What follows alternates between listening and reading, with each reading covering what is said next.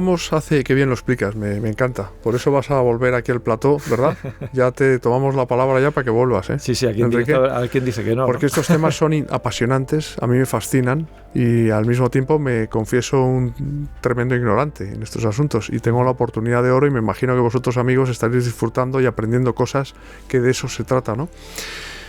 Ver efectivamente cómo la ciencia y la fe van de la mano juntas.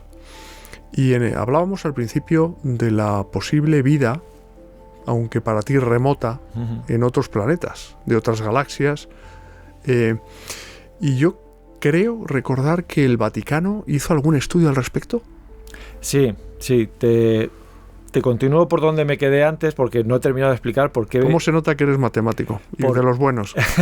¿Por qué no hay...? Porque me preguntas, ¿por qué estás tan convencido de que no hay vida inteligente? Y no he terminado el argumento. Entonces, por hacerlo corto, lo que nos dice la ciencia ahora es que tenemos todos los ingredientes. No sabemos cómo se pasa de la química orgánica a la vida. Ese salto para tener un ser autorreplicante, que sería un ser vivo. Pero sí que tenemos todos los ingredientes para hacer el pastel, para que surja vida. Sabemos que la vida surgió muy pronto en la Tierra, hemos descubierto que la vida es muy cabezona, o sea, descubrimos seres vivos en ambientes que antes pensábamos que era imposible que allí hubiera vida, en temperaturas altísimas, en presiones altísimas, en condiciones de acidez brutales, ahí existe vida, con lo cual parece que todo apunta a que debe existir vida. Lo que la ciencia nos dice ahora mismo, insisto, sin haber descubierto vida todavía fuera de la Tierra, pero todo apunta a que es posible que relativamente pronto en el tiempo se pueda descubrir vida simple, vida a nivel microscópico, ¿vale? Pero, y eso puede ser abundante en el universo, digamos que la ciencia apunta, los indicios apuntan en ese sentido, pero el salto de la vida simple, vida microscópica, a una vida inteligente, aquí en la Tierra ocurrieron una serie de pasos que solo ocurrieron una vez. O sea, no son para nada común. Hay un paso en biología fundamental, que es el paso de una célula, de lo que se llama la célula procariota, que es una célula muy primitiva, a una célula eucariota, que es la que tenemos todos los seres pluricelulares. Es una célula mucho más compleja, con un núcleo, con una serie de sistemas, y que eso solamente ocurrió una vez en la historia de la Tierra. En los 4.500 millones de años de la Tierra solamente ocurrió una vez, que sepamos. Entonces, y es un paso fundamental. Y eso ya no es... Hemos pasado de hay muchos planetas, hay muchos componentes químicos y tal, a algo que solamente ocurre una vez. Es meter la tijera muy en fondo, ¿no? Entonces, y luego que aparezcan los seres pluricelulares, que aparezca la inteligencia, que también es otro salto importante en lo que es la evolución. Son cosas que no ocurren, que son muy, muy extrañas, ¿vale? Que ocurran. Entonces, de hecho, hay estudios que sugieren que de todos esos miles de millones de planetas que puede haber en la Vía Láctea, el único en donde se ha desarrollado vida inteligente es la Tierra. O sea, que estamos solos. De miles de millones de planetas. Sí. El único la Tierra. El único la Tierra. Eso es lo que ciertos estudios apuntan. Por eso te digo que hay que moverse en dos planos. Cuando se habla de vida extraterrestre hay que moverse en el plano de la vida microscópica, vida simple, donde la ciencia apunta que es posible, pero si damos el salto a vida inteligente, ya estamos hablando de otras cosas y todo apunta a que no es tan fácil que se pueda desarrollar vida inteligente. ¿Tú te crees crees en la existencia de los ovnis? No. Porque ovni, que es un objeto volador no identificado. Sí, bueno, ahora se llaman FANIS, que son fenómenos anómalos no identificados, cambiaron lo que es el acrónimo, pero yo creo que no. De esto daría mucho para hablar. Yo soy bastante escéptico con este tema de los avistamientos personalmente. Hay muchos argumentos que se pueden decir. A mí un argumento que me gusta mucho es que hay un sesgo cultural importante. Si tú comparas, los años 60, si tú querías hacer una foto de un ovni tenías que llevar tu cámara y eso no ocurría todos los días. Ahora todos llevamos un móvil, si vemos algo raro en el cielo podemos hacer una foto. Bueno, y recientemente se vio algo que era como una caravana, ¿no? De algo en el cielo. Sí, yo lo leí en la prensa. Claro, pero eso es lo que se llama la constelación Starlink. Elon Musk está mandando una cantidad enorme de satélites en el cielo y entonces el cielo se está poblando de satélites y muchas veces simplemente van como en procesión uno detrás de otro y entonces por el reflejo de la luz del sol vemos eso. Pero entonces lo que te decía del fenómeno cultural es que uno podría pensar que el mayor número de avistamientos ocurriría en aquellas zonas donde hay un mayor número de móviles. O sea, digamos, el extraterrestre no tendría ninguna preferencia por que se viera en Estados Unidos, sino en el sudeste asiático, por así decirlo. A él le da igual. Entonces, en el principio, donde haya mayor número de móviles, debería haber un mayor número de avistamientos, y no es así. Los avistamientos de ovnis es un fenómeno, por así decirlo, occidental. El mayor número de avistamientos se ve en Europa, en Estados Unidos, en Australia. En cambio, los países con mayor número de móviles están en el sudeste asiático. Son China, India, Indonesia, Rusia también. Pero antes del invento del móvil ya se producían avistamientos. Claro, pero lo que te digo es que ¿por qué ese sesgo y que solamente se vean en ciertos países y no en otros países donde en principio el número de móviles, el número de cámaras para detectar cualquier cosa es mayor? Tendría que ser mayor. En cambio, el número de avistamientos en el sudeste asiático es muy bajo. Es muy bajo. ¿Y eso a qué se puede deber? Pues eso, hay claramente un sesgo cultural. ¿Sugestión? No, es porque quizás... ¿Uno quiere estar viendo algo que es inexistente o sí, que es otra cosa? Porque quizás el tema ovni o el tema FANI, como ahora se llame, tenga un sustrato cultural en el mundo occidental importante, mientras que no lo tenga en otras culturas. Por lo tanto, o sea, si hubiera algo raro en el cielo, da igual lo que tú creas, da igual lo que tú pienses, lo ves y lo reportas. Pero eso no es así. Entonces, por lo que sea... Y estas revelaciones que se han hecho recientemente, además, ¿no?, de pilotos estadounidenses que han avistado y, en fin, estas cosas o documentos que han salido a la luz, todo esto es un camelo.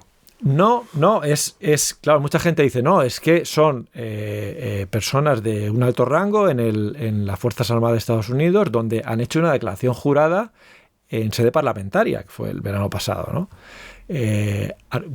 Sosteniendo que existen restos tecnológicos e incluso restos biológicos de civilizaciones extraterrestres. Pero nadie ve esos restos. Claro. O sea, entonces, ahora mismo, si eso realmente existe, bueno, pues que se ponga a disposición de la comunidad científica y que se puedan estudiar. Claro. Y entonces se acaba cualquier, pensamiento conspiranoico ni nada de eso. Si realmente existe... Que podrían existir. Si realmente existen, claro, es que si no la ciencia no funciona. La ciencia no funciona así. O sea, yo no puedo venir aquí y decirte, oye, he descubierto una ley que, bueno, va a cambiar el mundo. Y tú me dices, bueno, cuéntamela o repórtala por los canales científicos. Normalmente no te lo puedo contar. Pero tú créeme que yo lo he visto. No me creerías, nadie en la ciencia me creería, porque la ciencia no funciona así. Entonces, aquí estamos un poco en el mismo nivel. ¿Y el Vaticano ha hecho algo sobre este tema o algún estudio o algo? El Vaticano no tiene absolutamente ningún problema, la Iglesia Católica en general, ningún problema, o sea, no es para nada tema tabú. El tema de las civilizaciones extraterrestres. Que pueda existir vida en otros planetas, pues... En absoluto, no tiene absolutamente... Es algo que no se sabe, por otra parte. Que no se sabe, pero que se puede... no sé si sabrás que el Vaticano tiene un observatorio astronómico. O sea, hay sacerdotes que son astrofísicos y que hacen astrofísica igual que la puedo hacer yo. Y tienen un observatorio en Arizona y son científicos que están adscritos al departamento de astrofísica de la Universidad de Arizona. Y son sacerdotes. Y son sacerdotes del Vaticano, vamos. Son del Vaticano. Sí. Entonces, es una historia curiosa porque es un... Cuéntanos esa historia. La del Observatorio Vaticano. Porque yo creo que la mayoría de las personas que nos están escuchando y viendo ahora no tienen ni idea de esto. Pues es uno de los observatorios más antiguos del mundo. Y claro, uno puede pensar, ¿y qué interés tuvo en el siglo XVI el siglo XVI? ¿Qué interés tenía el Vaticano en la astronomía? Pues una cuestión básica, y además que la tenemos muy cerca, que es la Semana Santa. La Semana Santa, para fijarla, tenemos que fijar la primera luna llena de primavera, ¿vale? Y entonces, ¿qué pasa? Que el calendario juliano, que venía desde la época de los romanos, es un calendario bueno, pero no es perfecto. De tal manera que acumulaba un retraso de unos 11 minutos cada año, más o menos. Algo así. No, la cifra no la sé, pero vamos, iba acumulando un retraso a lo largo de los años. Entonces, al paso de los siglos, 16 siglos después, el retraso era tanto que ya era evidente. Es decir, yo puedo observando el cielo, puedo saber la época del año en la que estoy, porque las constelaciones son distintas, etcétera, etcétera. Entonces yo observo el cielo y el cielo me dice, estoy en tal día, pero miro el calendario, me dice, no, estoy en otro día. Claro. Y eso es un problema, porque yo, ¿cuándo empieza la Semana Santa? Lo que me dice el cielo, lo que me dice esto. Entonces hubo todo un proyecto europeo donde participaron eruditos de la Universidad de Salamanca y donde participó el Vaticano, construyendo un telescopio que estuvo ubicado en... Pero me estás hablando de los años 1500 y pico. Claro. De hecho fue el Papa Gregorio XIII, creo recordar, pero no estoy seguro, que en 1500 al final dio la orden de construir este telescopio en lo que es la Torre de los Vientos de los Palacios Vaticanos, y de allí se realizaron las observaciones astronómicas necesarias para confirmar exactamente cuál era la fecha real en la que estábamos.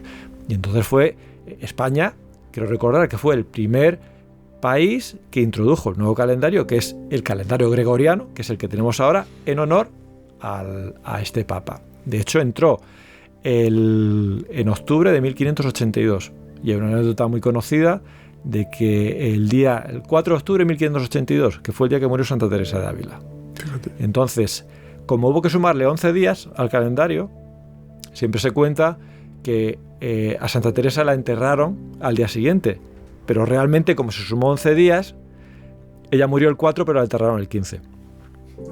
Y ese fue el origen de este Observatorio Astronómico Vaticano, que a lo largo de los siglos pues ha ido cambiando de ubicación. Estuvo a principios del siglo XX en Castel Gandolfo, en la residencia de verano de los papas, que está a unos 30 kilómetros de Roma, pero sí, como Roma, pues la contaminación lumínica es como si, bueno, pues estamos aquí, y la contaminación de Madrid hay unos kilómetros, pero digamos que te come el cielo, ¿no?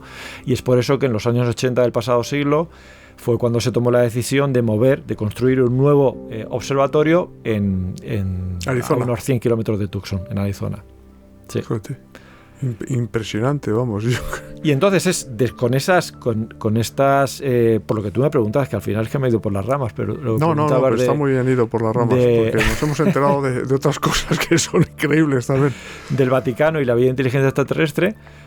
Pues el Vaticano, o sea, estos astrónomos jesuitas están estudiando, por ejemplo, con este telescopio del Observatorio Vaticano, están haciendo una caracterización de estrellas que pueden ser potencialmente interesantes para albergar planetas. Hay informes hechos por el propio director del Observatorio Vaticano sobre justamente esto, inteligencia extraterrestre y catolicismo. Hay otros estudios hechos por el anterior director del Observatorio Vaticano sobre, pues, estimando probabilidades de posible contacto con civilizaciones extraterrestres tecnológicamente avanzadas. Han organizado reuniones científicas sobre este tema. Quiero decir que para nada es un tema tabú donde la Iglesia considere mejor esto no tocarlo. Por supuesto, no hay magisterio sobre este tema, porque lo mismo en la vida de la humanidad llegamos a establecer contacto, pero el que no haya magisterio y que no haya una posición oficial de la Iglesia no quiere decir que dentro de la Iglesia se estudie. Yo recuerdo que Juan Pablo II, por ejemplo, fue el que abrió la vía que se hicieran investigaciones científicas de la Sábana Santa. Por ejemplo, la prueba del carbono 14, por ejemplo, en su día, ¿no? Sí, sí. O sea, que la Iglesia ni mucho menos está cerrada a la ciencia. En absoluto. Pero parece que al contrario sí, ¿no? En algunos casos.